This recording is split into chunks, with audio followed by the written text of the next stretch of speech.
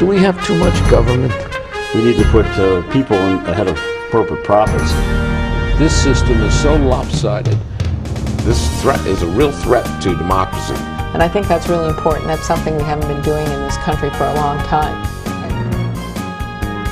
Where do you start? What do you do? How do you do it? Access to Democracy and other Eagan community television programming is supported by Thomson Reuters, makers of Westlawn Next and based in Eagan. Through Westlawn Next and other innovative online services, Thomson Reuters is the world's leading source of intelligent information for businesses and professionals. Online at thomsonreuters.com. And by U.S. Federal Credit Union, the member-owned financial institution offering service, value, and experience you can trust to the greater Twin Cities community.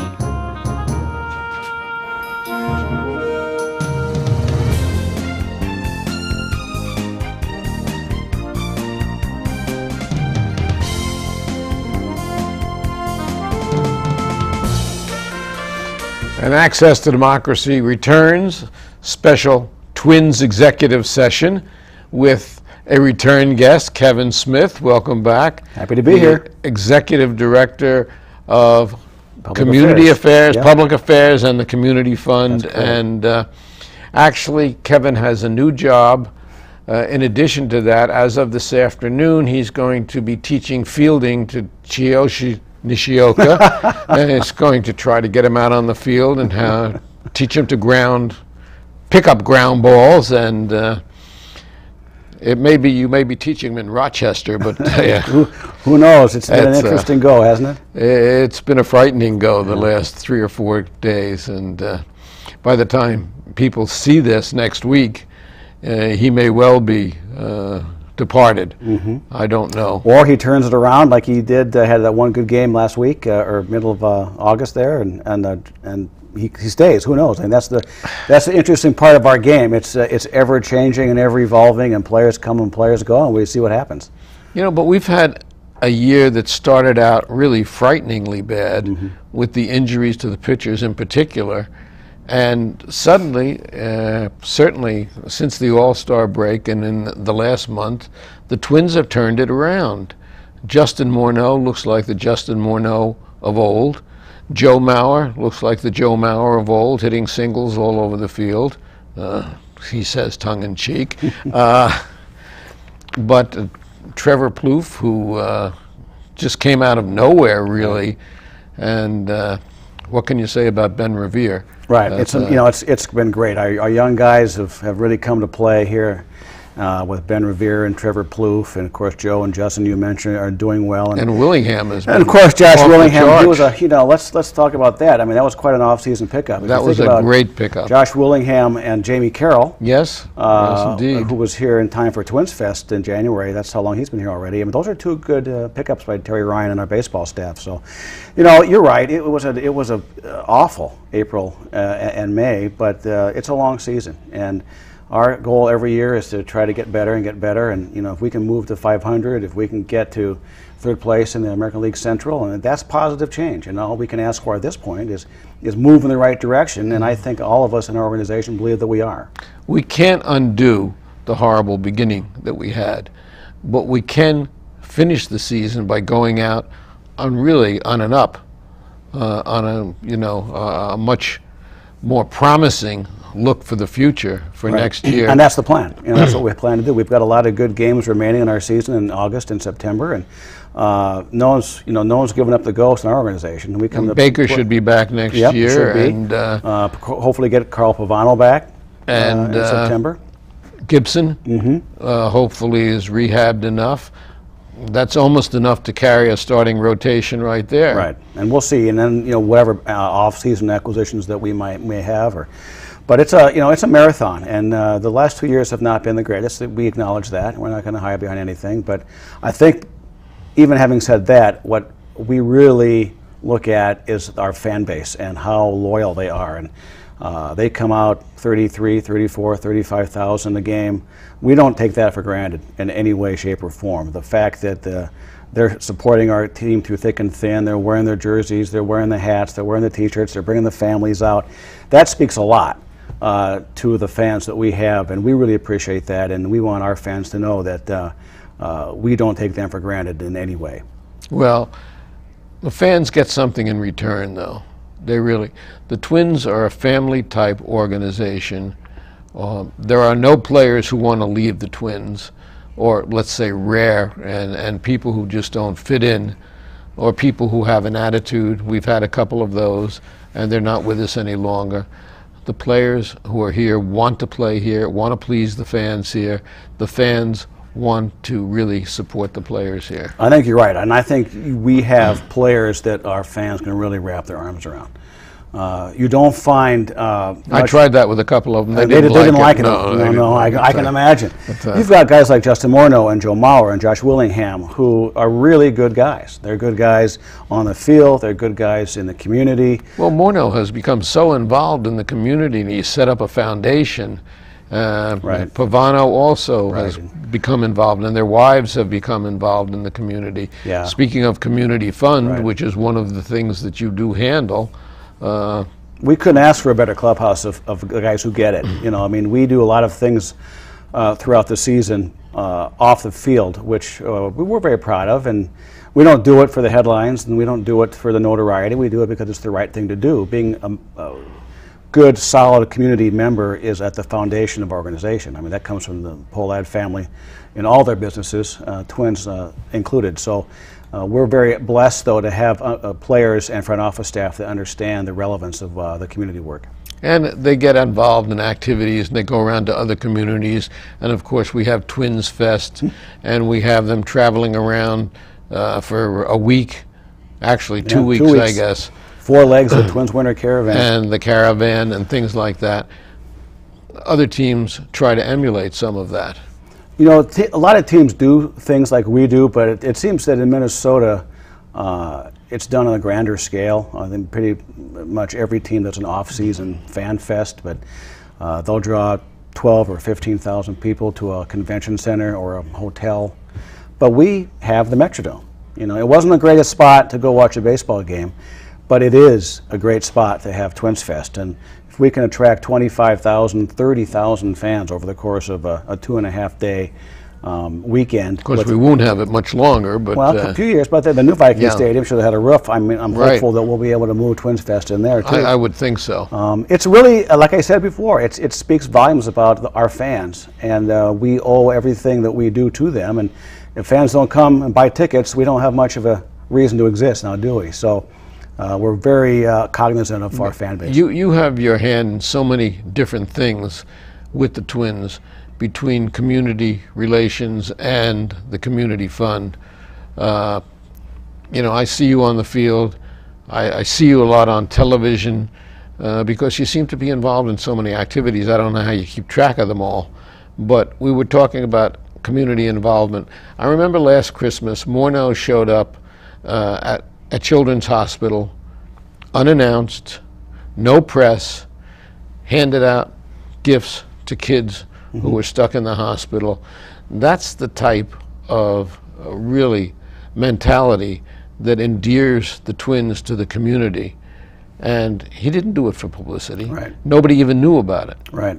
We found out about it after the fact. That's right. And he just wanted to do something for children. Right, and our guys do a lot of that. I mean, I've got a story over, we talk about the Winter Caravan. Last winter, Joe Mauer and Danny Valencia on my leg of the trip, and we were down in Rochester at the Mayo Clinic, and we went to visit the Children's Hospital, the St. Mary's down there. And we're sitting on the bus, and the nurse and the PR staff came on board, and I said, okay, now where are we going? I want to make sure we know we're ready for this. And they said that we were going to go visit a few, 2 or 3 wards, or floors, of some very sick kids, young kids up to teens, and that some of those kids might not get out of the hospital. And when you hear that, that kind of sobers you up right away. And so that got us mentally prepared to go into these wings. And our guys walk in there, and you can see the stress and strain on the mom and dad and on the children themselves. And the smiles that come to those kids' faces, and took picture after picture and signed balls and gave gifts to the kids. And we went to the one girl's room. She was 14, had heart condition, and she wasn't in very good shape. Then she saw Joe Mauer and Danny Valencia and had a big smile on her face, and we took some pictures, and we were walking out of the room, and I got a tap on the shoulder from the girl's grandma, who said, "I've been here for 24 hours, and that's the first time I've seen her smile." You can't put a price tag on that. No, you can't. And that's really what it's all about. And it also gives you some perspective of the fact that baseball is a business, but it's also a game. And here we are facing life, and sometimes the ugly facts of life. You know, Bud Selig, Commissioner Selig, was in town in July to kick off the 20th anniversary RBI World Series. That's reviving baseball in the inner cities. It's a major league program. The Twins Community Fund sponsors it in the cities of Minneapolis and St. Paul to about $150,000 a year. 6,000 kids play baseball and softball because of that funding in the cities. And the commissioner said that baseball has a huge social responsibility. Yes, it's a $7 billion industry. Yes, it's the superstars of the game, but it's also a business that has a huge social responsibility that all 30 clubs really believe in. And I think you see baseball do a lot of things in communities across the country and across the world for that matter, since now our game is an international game. And actually we're getting players from all over the world, especially Latin America, South America, some who were able to sneak out of Cuba.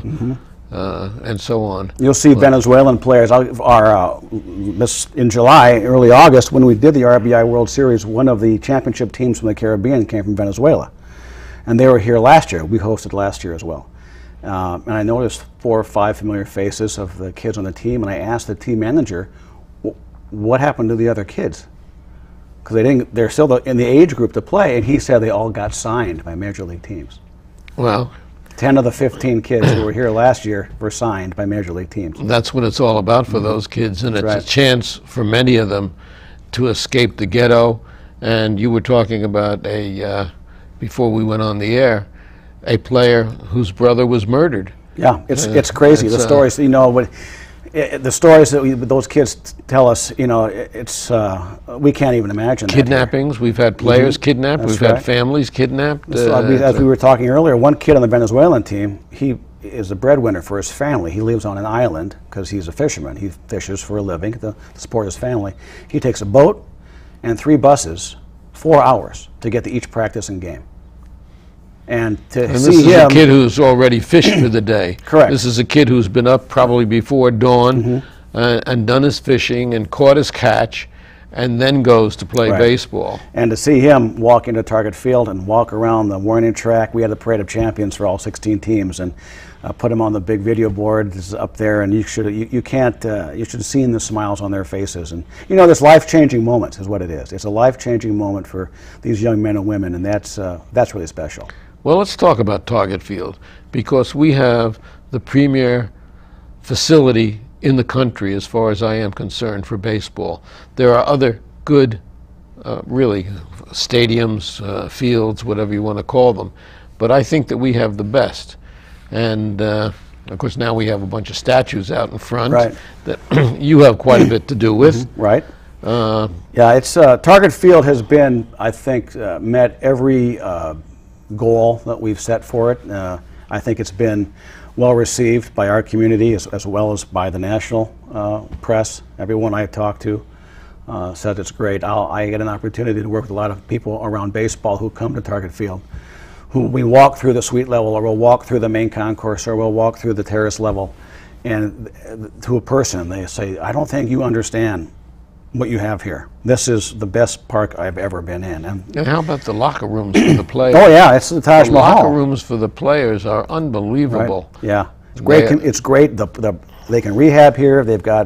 We've got first-class training facilities with the weight room and the training facilities and the hot pools and the cold pools and the running pools, and you know, it is a first-class facility, and that really speaks to the commitment of our ownership, the Pollard family, who kept Carl's dream alive, to say that we only had one chance to do this right.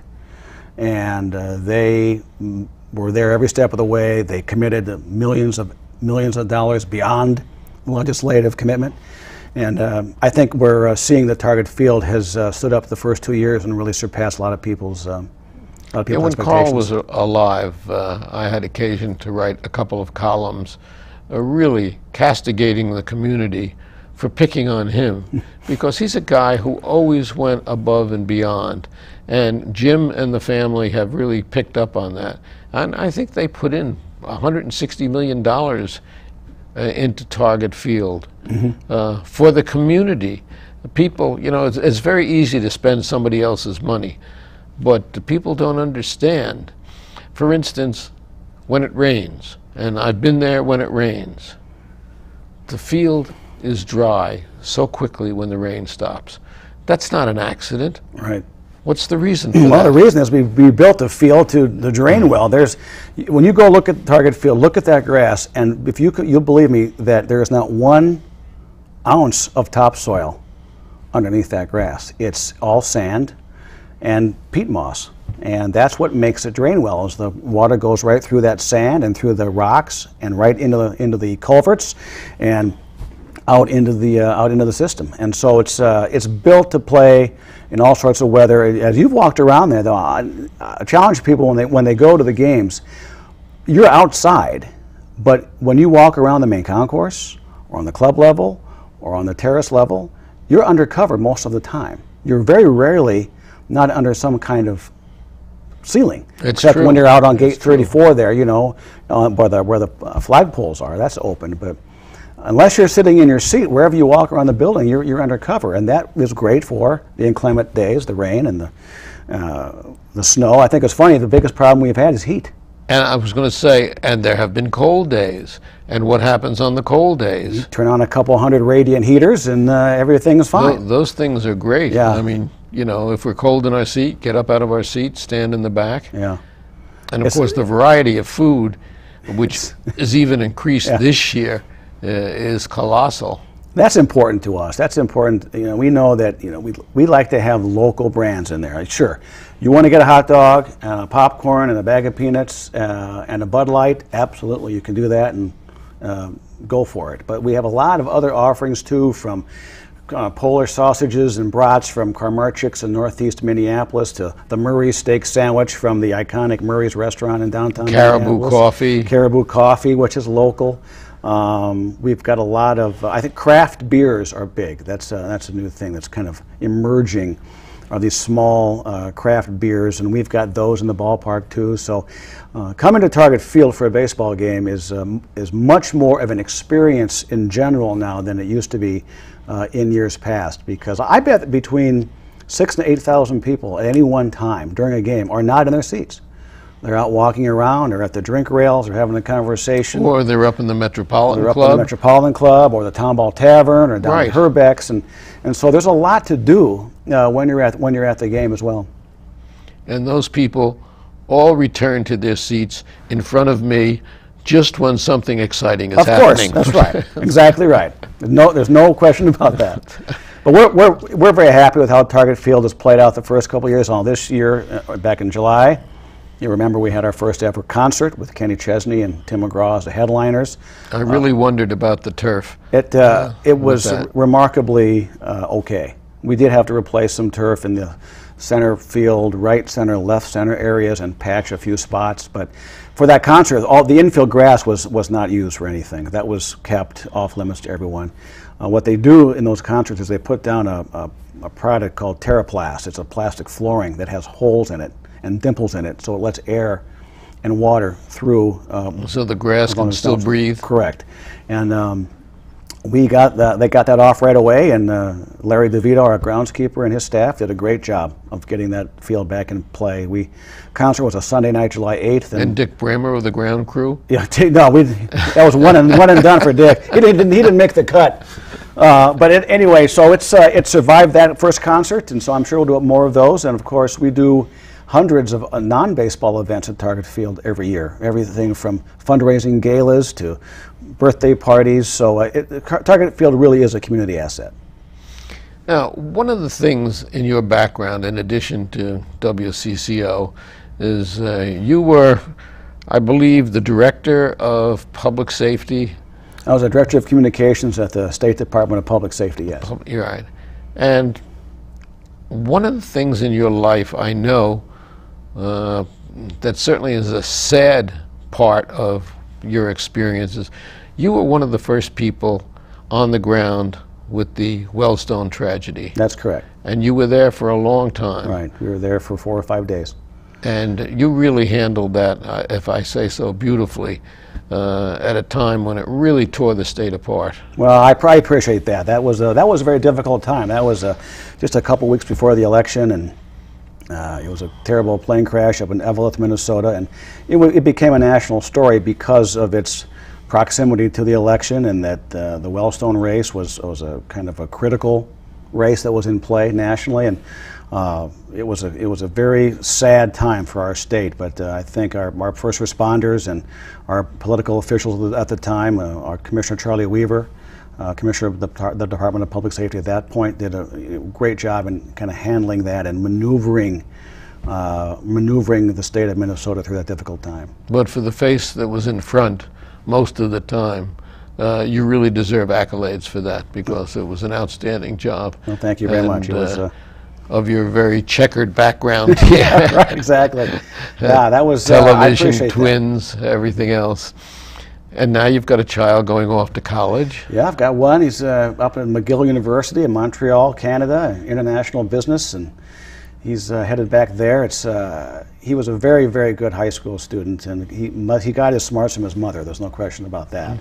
And it's a tough school, and it's amazing. McGill's a good school. Yeah, it's amazing what kids learn that first year when a C+ is a good grade, and he never had a C in his life in high school. And so a good learning experience for him. I've got an 18-year-old who's headed off to Argentina and the Galapagos Islands for a year to do projects abroad. Oh, really? Teach school and teach, be a baseball coach at the elementary schools. Don't pick up the guana. Right, keep that, yes, exactly. And I've got a 13-year-old who is bilingual in English and Spanish and headed off to 7th grade. So we've got a full house, but a really fun family. That's really terrific.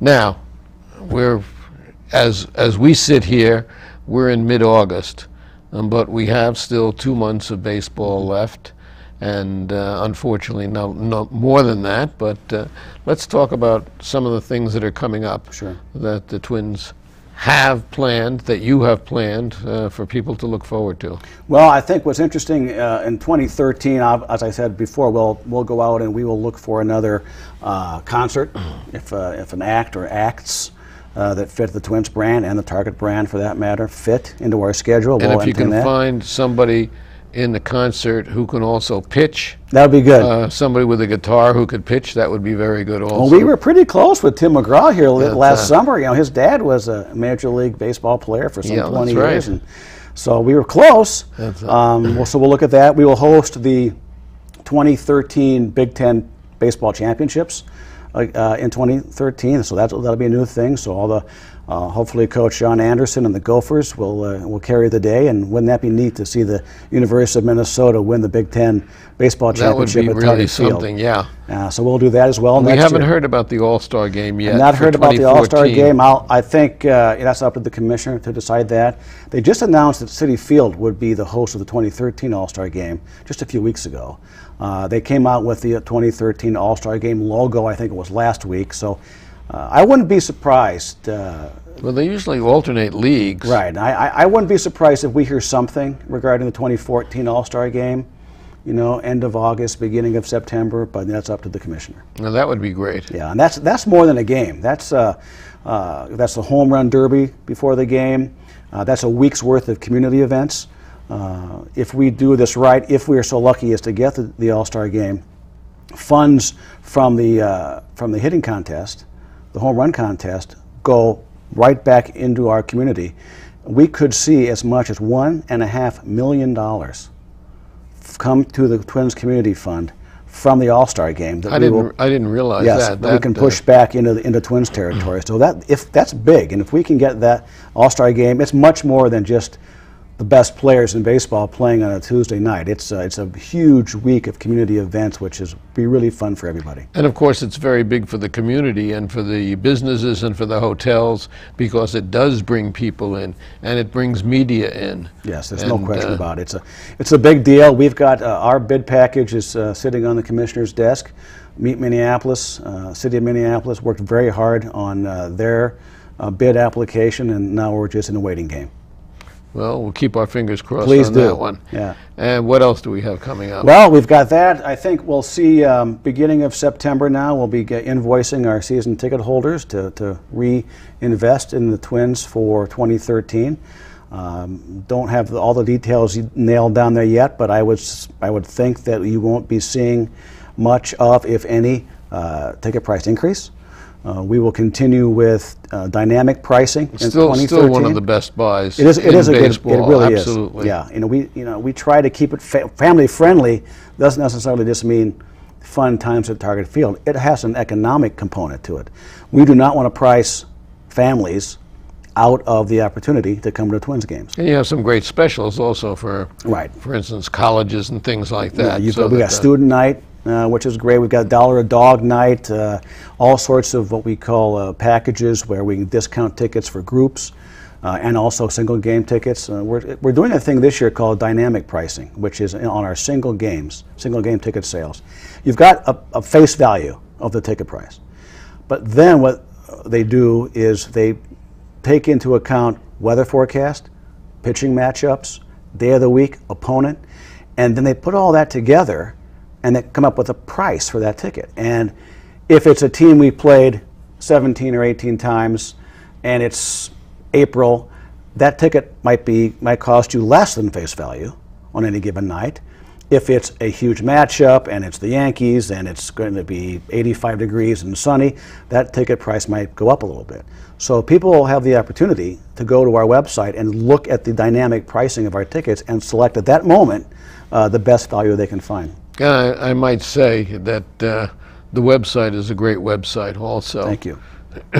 I carry it on my phone. I carry it on my iPad. That's very good. I'll tell our web folks that it is a wealth of information. It is a good website, and it's always a pleasure to have you here and talk about the Twins, because you are so invested in what you do that it really exudes and it really comes across so well. Even when you're wearing a green Twin shirt, which I don't understand at all. I think Cutter and Buck must not have sold this very well, so they gave them to us for cheap. I guess that's what it must be. But yeah, I'll be back doing radio on Monday with my Twins hat on. Very good. And we'll be there tomorrow night. Well, we appreciate your support. This is a great program you do, and we appreciate all you do for us. A lot of fun. I can't do it enough. And of course, Twins Fest, we're there every year.